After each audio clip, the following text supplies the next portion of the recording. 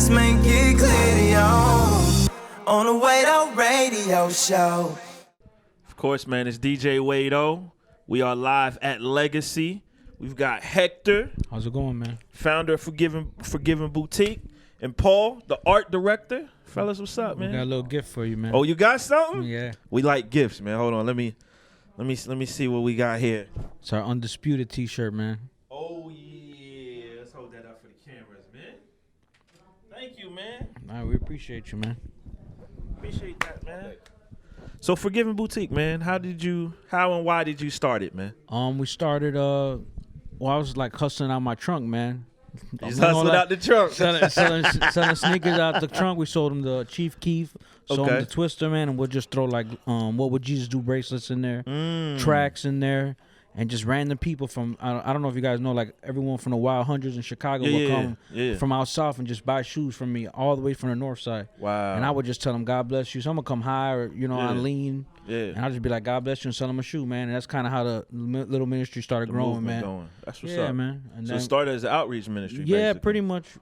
And then it turned into creative. a clothing line. I found Paul, man, and we just rocked it off from there, man. That's what's up, man. How did you guys link up? Man, my boy Witness, he raps and we go to church together. I know Witness. Yeah, and then he went to a concert of his, and I was like, damn, this dude was like me. He had a 116 shirt on, tripped me out because I was like, this dude, I couldn't believe it. And then I started talking to him. I checked on his Facebook, linked up with him. I seen he had a pair of Yeezy shoes, and I'm like, I fell back, man. So that was crazy, man. Yeah, that's what it is, man. What do you think it is with sneakers that was kind of the thing that started? It's just a the culture, ball rolling, man. Like Yeah. we grew up in Chicago, where Michael Jordan's from, and we kind of it's just you get this love for it, man. Sure. You go on, you see on TV Michael Jordan has the latest shoe on, and you're like, I want that shoe. Yeah. And it just kept building and building. After that, when Mike stopped playing, people still wanted that kind of like that hunger for Mike, for just to be cool. Yeah. So that's kind of where I seen like that's where I fit in, because I don't rap. I don't make beats. That's what I do, man. Yeah, fashion. So, fashion. That's what I like to do. Favorite Jordans? Favorite Jordan. That's tough, man. I mean, that's real tough. Everybody's got now a fave, though. or all time. Period. All time, man. I'm gonna say Retro 13. He got games because my dad out of jail. He said you can get whatever you want. He bought me those first day he got out of jail. So Retro 13s. He got just like a special. Yeah, just to me special. Yeah. Paul, what about you, man? I just recently found that out because I have so many favorites. Aqua 8s for a long time were my favorite as a child. Yeah. Because when that shoe came out, I was starting to watch basketball. They were using the Looney Tunes to market with it. And that, as a kid, I was 8 years old. So, and that was just kind of the double entendre, and it was appealing to me. But then recently, like as I grew older, I realized the Retro 12 or the 12s was my favorite. Any of the original colorways, just because it's a unique shoe. You see it from a distance, you know what it is, and it's just a unique style. And then also it was around the time where I really started to become a sneakerhead, and that was the shoe when I started noticing sneakers. My parents didn't buy them for me, but seeing them, that was a shoe that I was like, that's it. That's when I came up in the sneaker rank, I could say, the defining moment. Yeah. What makes a good sneaker collector to you? Because a lot of people say they a sneaker collection, or they a sneaker collector, or they a sneakerhead, or whatever, but as the great philosopher Meek Mill once said, there's levels to this. Yeah, me personally is variety.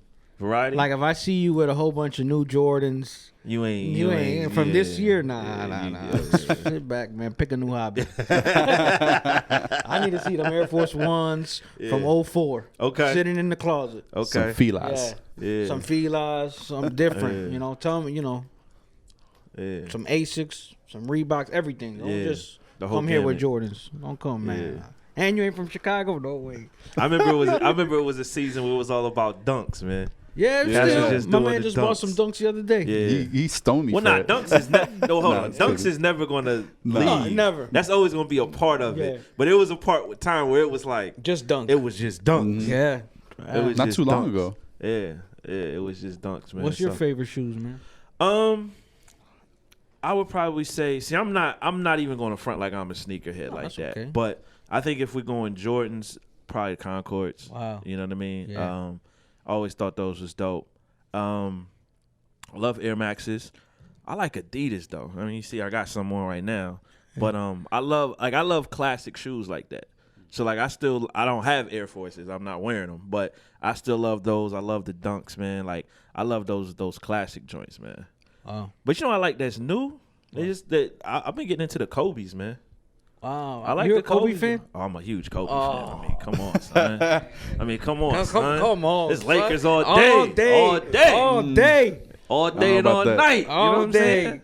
Even when they lose. Yeah, oh yeah. Right now, I'm still a Laker. I bust his chops about Yeah, it. he man. hates Hey, it. we I'm just- like, I don't hate We it. had Nah, Jay Givens in here earlier talking about he went to the summer league. Okay. You know what I'm saying? He went to the summer league in Vegas and he was checking out the whole thing out there and he was like, "We still a good team." I was like, "Bruh, you can't be saying that on the camera. Like we're not a good team right now." Do you mess with Swaggy P?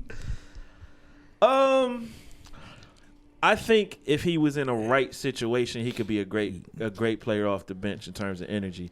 I just think he looks like a really bad player because the Lakers have been a bad team. Yeah. But I think if he was on any other team and he was like a six man, he's Jamal Crawford. You're preaching.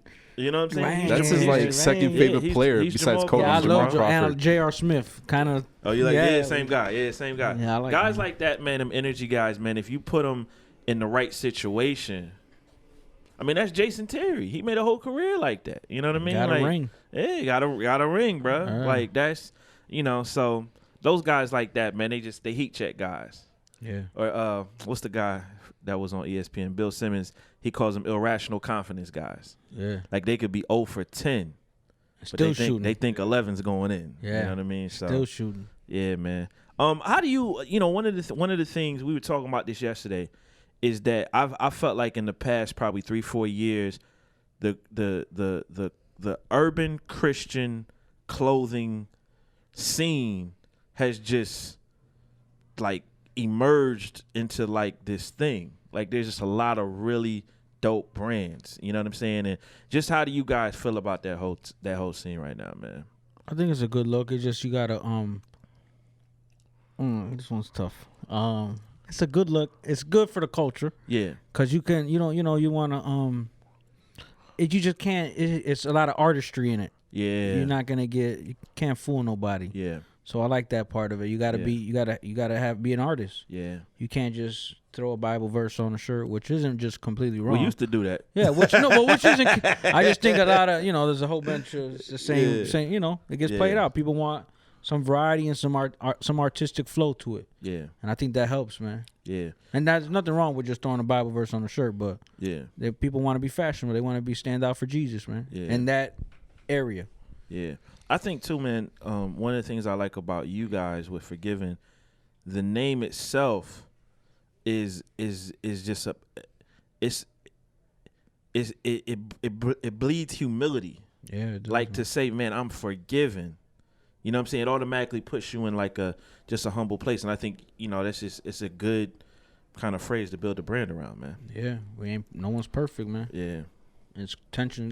You can get people's attention with it. Absolutely, man. Hey. Absolutely, bro. Absolutely, man. Paul, man, when you're coming up with a lot of these creative concepts and stuff, man, how does that inspiration flow, man? It comes from a lot of different places, man. Like there's times where I'm in church during worship, and there's a couple of ideas that popped through there. Like the Undisputed's popped up in worship. Like it just kind of popped in my head. That imagery is just so iconic. It's just so defining of the God of Israel at that moment. Yeah. So it's just such a powerful moment. I pitched it to him, and a couple of other ideas that just flow out. So they'll come from different things: movies, music, whatever the Lord is going to use. He's going to inspire me through that. Just some things, pop culture, sneakers itself. So. Yeah.